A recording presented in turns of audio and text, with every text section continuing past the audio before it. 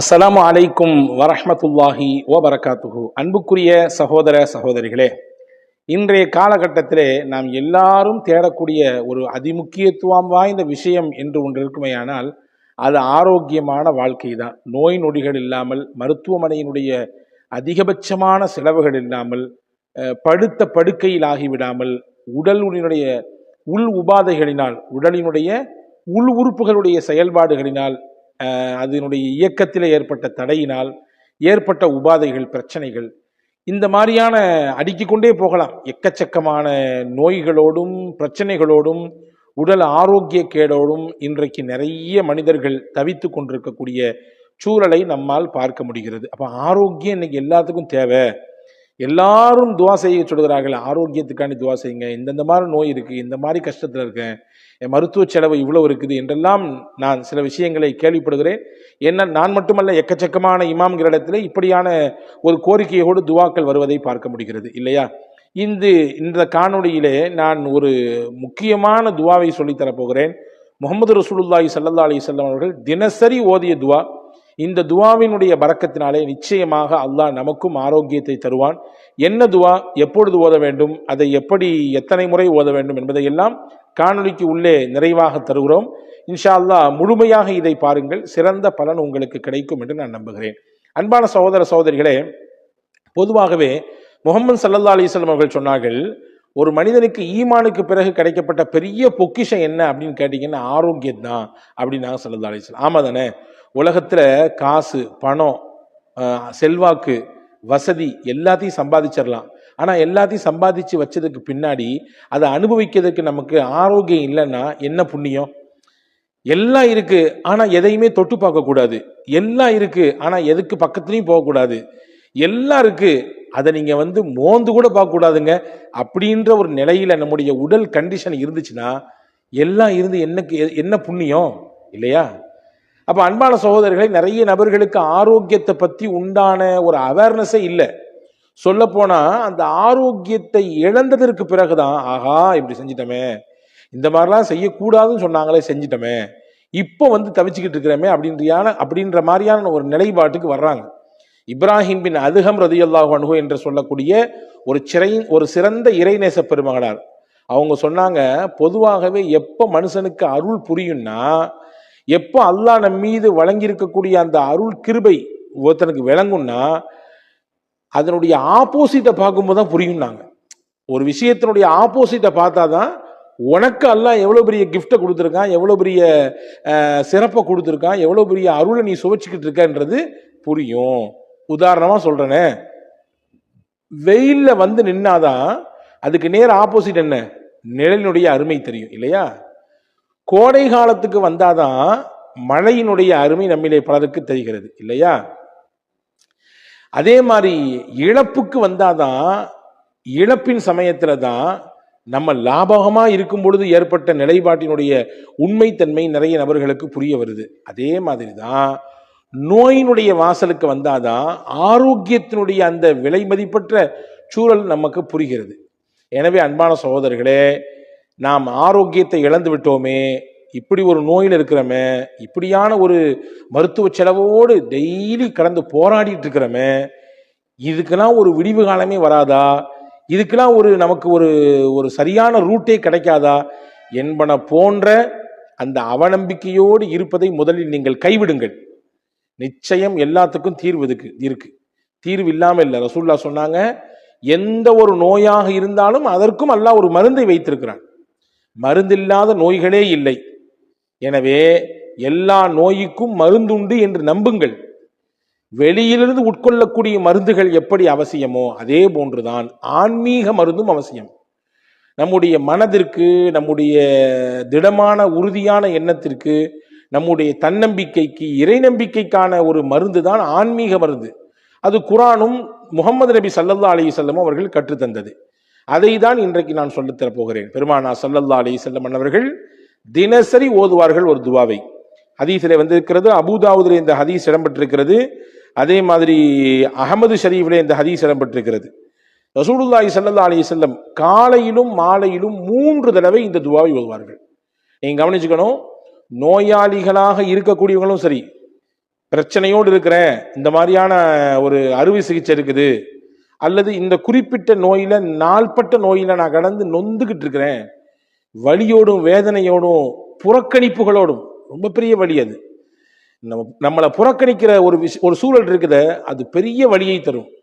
இப்படி பல புறக்கணிப்புகளையும் வலிகளையும் வேதனைகளையும் இந்த வாழ்க்கையில நான் சந்திச்சுக்கிட்டு இருக்கிறேன். சில நேரங்களில் இப்படியும் சில நோயிலே கிடப்பவர்கள் யோசிக்கிறது உண்டு. ஆனா அந்த யோசனை சரியானதுன்னு நான் சொல்ல மாட்டேன். இப்படி கடந்து தொலைகிறதுக்கு போய் சேர்ந்துடலாமே, மொத்தமா அல்லாட்ட போய் சேர்ந்துடலாமேன்னா நினைக்கிறது உண்டு. ஆனா அப்படி நினைக்க கூடாது. அதை நான் ஆதரிக்கவில்லை. அல்லாவிடத்திலே ஆரோக்கியத்தை கேட்க வேண்டும், அல்லாவிடத்திலே நிவாரணத்தை வேண்ட வேண்டும், அல்லாவிடத்திலே இந்த நோய்க்கான தீர்வைத்தா அல்லாஹ் என்று கேட்க வேண்டும், அல்லாவிடத்திலே ஷிஃபாவை கேட்க வேண்டும். அதுதான் நமக்கு மார்க்கம் கற்றுத் தந்திருக்கிறது. நிச்சயமாக நாம் தொடர்ச்சியாக கேட்கும் பொழுது நிச்சயம் அல்லாஹ் தருவான். அதுல நம்பிக்கை இழக்கக்கூடாது. அப்ப ரசூலுல்லாஹ் ஒவ்வொரு நாளும் 3 தடவை ஓதுவார்கள். காலையிலே 3 தடவை, மாலையிலே 3 தடவை. என்ன, யாரெல்லாம் ஓதலாம்? இத ஆரோக்கியமா இருக்கிறவங்களும் ஓதலாம். நோயினுடைய வாசலுக்கு வந்துட்டோம், இன்னைக்குதான் எல்லா ஊடுகள்லையும் எல்லார்ட்டையும் ஃப்ரீயா வந்து இருக்கிற மாதிரி, பாக்கெட்ல இருக்கிற மாதிரி சர்க்கரை நோய் வந்து இருக்குது இல்லையா? எத்தனை நபர்களுக்கு அவதிப்பட்டு கொண்டிருக்கிறார்கள். அதே மாதிரி தொடர் சிகிச்சைகள், சில நபர்கள் இப்படியான கஷ்டத்தில் இருக்கிறாங்க, டயாலிசிஸ் போன்ற தொடர் சிகிச்சையில் இருக்கிறாங்க. சில சகோதரர்கள் கேன்சர் போன்ற நோய்களுக்கு தொடர் சிகிச்சையில் இருக்கிறாங்க. சில சகோதரர்கள் இன்னும் சில சொல்ல முடியாத நோய்களுக்கு சிக்கி தவித்து அதனுடைய தொடர் மருத்துவத்தில் இருக்காங்க. மருத்துவம் செய்வது நம்முடைய பொறுப்பு, நம்ம செய்ய வேண்டிய விஷயம். அதே நேரத்திலே வல்ல அல்லாவிடத்திலே துஆ செய்வது நம்முடைய கடமை. எனவே நோயில் அகப்பட்டவர்களும் ஓதலாம்.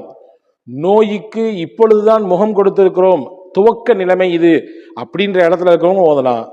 இளமையில் இருக்கக்கூடியவங்க, நோயெல்லாம் பெருசா எனக்கு எதுவும் இல்லை, அல்ஹம்துலில்லாஹ் அல்லாஹ் நல்லா வச்சிருக்கான் அப்படின்ற நிலைமை இருக்கிறவங்களும் முன்கூட்டியே முன்னெச்சரிக்கையாக அல்லாவிடத்திலே ஆரோக்கியத்தை வேண்டி இந்த துஆ ஓதலாம். 3 தடவை ஓத வேண்டும். காலையில் 3 தடவை, மாலையில் 3 தடவை. ஸல்லல்லாஹு அலைஹி வஸல்லம் ஓதிருக்காங்க. என்ன துஆ அது? டிஸ்கிரிப்ஷன்லையும் கொடுக்குறோம், வாய்ப்பு இருந்தால் ஸ்கிரீனிலும் உங்களுக்கு அந்த துஆவை தருகிறோம். அல்லாஹும்ம ஆஃபினி ஃபீ பதனி, அல்லாஹும்ம ஆஃபினி ஃபீ சம்இ, அல்லாஹும்ம ஆஃபினி ஃபீ பஸரி, லா இலாஹ இல்லா அன்த. ரொம்ப அழகான துஆ இது. யா அல்லாஹ், என்னுடைய உடலுக்கு நீ ஆரோக்கியத்தை கொடு.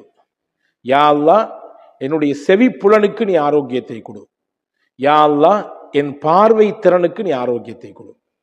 உடல் என்று சொல்றாலே எல்லா மொத்த அவயங்களும் உள்ள அடங்கிடும். ஆனா எக்ஸ்பெஷலி ரொம்ப முக்கியத்துவப்படுத்தி ரசூல் ஸல்லல்லாஹு அலைஹி வஸல்லம் செவியையும் பார்வையையும் என்ன செய்யறாங்கன்னு சொன்னா முன்னிலைப்படுத்துறாங்க. பொதுவாகவே இந்த ரெண்டும் மனிதனுடைய உறுப்புகளை ரொம்ப முக்கியமான உறுப்பு. பார்வை இருந்தால்தான் பலதை பார்க்க முடியும், செவித்திறன் இருந்தால்தான் பேசுவதை கேட்க முடியும். இந்த ரெண்டுமே ஒரு விஷயத்தை கிரகித்துக் கொள்வதற்கு, உள்வாங்கிக் கொள்வதற்கான மிக முக்கியமான அவயங்கள், மிக முக்கியமான உறுப்புகள். காலப்போக்கில் சில நேரங்களிலே சிலருக்கு இந்த உறுப்பின் செயல்பாடு முற்றிலுமாக அருந்து போயிருது.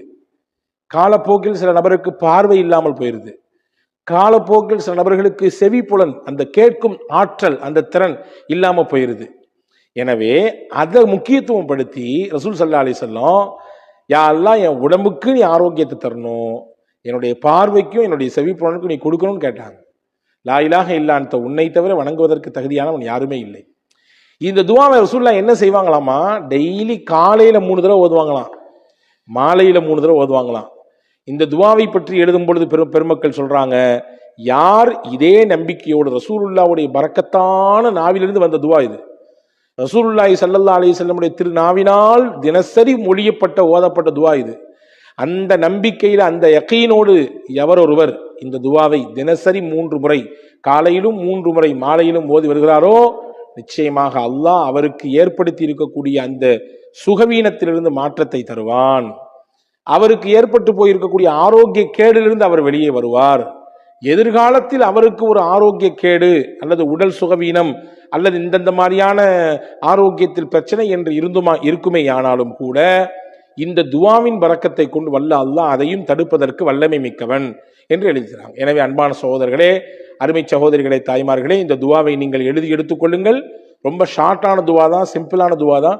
மனநமிட்டு கண்டிப்பாக ஓதி வருங்கள். எவ்வளவு பெரிய நோயாக இருந்தாலும், எவ்வளவு நாள்பட்ட வியாதியாக இருந்தாலும், படுக்கையில் கிடக்கக்கூடிய அடுத்தவர்களுடைய உதவியை தேடித்தான் இருக்க வேண்டும் என்ற நிலையில் இருக்கிற நோயாக இருந்தாலும் நிச்சயமாக அல்லாஹ் மாற்றுவதற்கு வல்லமை மிக்கவன். ஒரு விஷயத்தை மட்டும் நீங்க ஞாபகத்தில் வச்சுக்கணும். ஐயூப் அலைஹிஸ்ஸலாம் படுத்த படுக்கையாக இருந்தார்கள். படுத்த படுக்கையா இருந்தாங்க. பல்லாண்டுகள் இருந்தார்கள். பல்லாண்டுகள் இருந்தார்கள். அவங்களுடைய உடம்பிலிருந்து அப்படியே புழுக்கள் வெளியாகும். உடம்பெல்லாம் அந்த துர்வாடையினால அக்கம் பக்கத்துல கூட யாரும் இருக்கிறதுக்கு சகிச்சுக்கல, அவங்கள வச்சுக்கிறதுக்கு சகிச்சுக்கல. ஊரை விட்டு வெளியே அனுப்பிட்டாங்க. அவுட்டர்ல போய் நீங்க இருங்கன்னு சொன்னாங்க. அவ்வளவு நோய். அப்ப நீங்க பாத்துங்க, அத மாதிரிலாம் நமக்கு எல்லாம் நோய் தரலையே.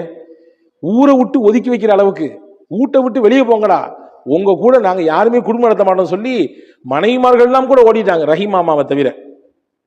சொந்த வந்த யாரும் பக்கத்துல வரல. அந்த மாதிரியான நோயெல்லாம் நமக்கு இல்லையே. அப்படி நோயில இருந்த சமயத்திலும் கூட நம்பிக்கை இழக்காமல், மனம் தளராமல், இந்த வார்த்தை நல்லா கவனிக்கணும், மனம் தளராமல், இறைவனின் மீது இருக்கக்கூடிய நம்பிக்கையே இழக்காமல் போராடினாங்க. வாழ்க்கைனா போராடணுங்க. போராடி இருந்தால்தான் நம்மிடத்துல இருக்கக்கூடிய அந்த எதிர்ப்பு சக்தி அணு இருக்குதுல, அது வீரியம் பெறும். எப்போ ஒருத்தருக்கு போராட்ட குணம் இல்லையோ அவர்கிட்ட இருக்கக்கூடிய அந்த எதிர்ப்பு சக்தி ஆற்றல் இருக்க குறைஞ்சு போயிடும். போராடணும், எல்லாத்தோடும் போராடணும். போராட போராடத்தான் நம்முடைய இரத்தத்தில் இருக்கக்கூடிய அந்த சிகப்பணுக்களுடைய ஆற்றல் பெருகும் இல்லையா?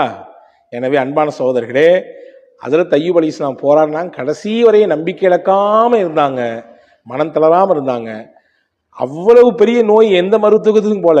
தண்ணி எடுத்து குடிங்கன்னா இல்ல, அந்த தண்ணி எடுத்து தலையில ஊத்திக்கிங்கன்னா முடிஞ்சு போச்சு, எல்லா நோயும் முடிஞ்சு போச்சு. உள்ள தண்ணீரை கொடுத்தாங்க, உள்ள இருந்த எல்லா நோய்க்கும் உள் உறுப்புகள் எல்லாம் கொஞ்சம் அப்படி இப்படி இருந்துச்சு. இந்த தண்ணி போச்சு, எல்லாம் கிளியர் ஆயிடுச்சு. தண்ணி எடுத்து தலையில ஊத்துங்கன்னா இல்ல, தலையில ஊத்திக்கிட்டாங்க, வெளி உறுப்புகள்ல இருந்த எல்லா நோயும் நல்லா போச்சு. அல்லாஹ் நாடினால் தண்ணீரை கொண்டு மொத்த நோயையும் ஒண்ணும் இல்லாமல் ஆக்கி விடுவான் என்பதற்கு அய்யூப் அலைஹிஸ்ஸலாம் மிகப்பெரிய சான்று. எனவே நம்பிக்கை இழக்கக்கூடாது, மனம் தளரக்கூடாது. நோயாளிகளுக்கு நம்ம சொல்லிக்கிட்டே இருக்க வேண்டிய விஷயம் தான். ஏன்னா நோய் வாய்ப்பட சமயத்தில் அதுதான் இழந்துருவாங்க, அதுதான் அவங்கள்ட்ட இருந்து போயிடும். ஏன்னா யாருமே கண்டுக்கிறது இல்லையே, யாருமே பார்க்கறது இல்லையே, யாருமே வர்றது இல்லையே, யாருமே நம்ம கூட பேசுறது இல்லையே, நம்ம படுத்து கிடக்கிறோமே, நம்ம பெட்ல ஆயிட்டமே. எல்லாரும் நம்ம நல்லா இருக்கும்போது வந்து பேசினாங்க, வந்து கூப்பிட்டாங்க, வந்து பார்த்தாங்க, 4 இடத்துக்கு நம்ம கூட்டு போனாங்க. இப்ப யாருமே வந்து பார்க்கறது இல்லையே, யாருமே வந்து பேசுறது இல்லையே அப்படின்ற ஒரு எண்ணப்பாடு அவங்க ஒரு குறிப்பிட்ட தடவை அதை திரும்ப திரும்ப யோசித்து தங்களுக்கு தாங்களே தாழ்வு மனப்பான்மை கொள்ளக்கூடிய சூழலுக்கு தள்ளப்படுறாங்க. ஒரு பொழுது இழக்க வேண்டாம். யார் பார்த்தாலும் பார்க்காட்டியும், யார் பேசினாலும் பேசாட்டியும், நான் என்னை படைச்ச ரப்பிட்ட பேசிட்டே இருப்பேன், அவன் என்னைய பார்த்துக்கிட்டே இருக்கான், நிச்சயம் என்னை கைவிட மாட்டான். மனம் தளராமல் இருங்கள். இது நான் உங்களுக்கு சொல்வதனுடையாக எனக்குமே சொல்லிக் கொள்கிறேன். நாளைக்கு எனக்கும் ஒரு நோய் என்றால் நானும் இந்த எண்ணத்தோடு தான் இருக்க வேண்டும், மனம் தளராமல் போராட வேண்டும்.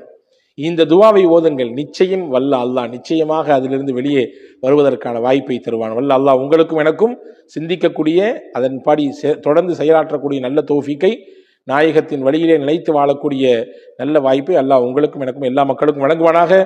ஆமீன். வஸ்ஸலாம்.